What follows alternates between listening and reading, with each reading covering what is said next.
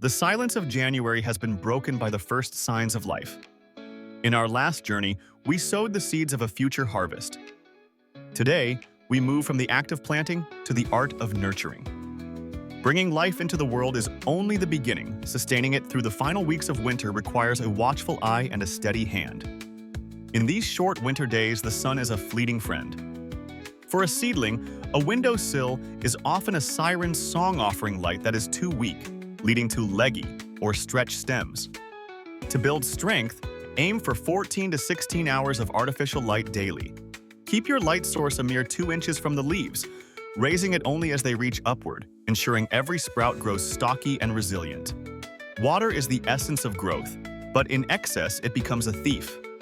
To protect delicate roots from rot and the dreaded damping off fungus, embrace the method of bottom watering. Allow your plants to drink from the base, drawing only what they need. Use your finger to feel the soil. If the surface is dry but the tray feels heavy, nature's balance has been met. In the stillness of our homes, air can become stagnant.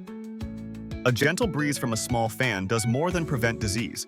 It mimics the wind of the wild. This subtle stress encourages the stems to thicken, preparing them for the transition from the safety of the indoors to the reality of the garden. While warmth sparked their germination, a slightly cooler environment now fosters steady, sturdy growth. Keep your young crops away from the biting drafts of windows and the scorching heat of radiators. Consistency is the key to a bountiful future. By tending to these small needs today, you are securing the abundance of tomorrow. Which of your January starts has shown the most promise so far? Share your progress in the comments below.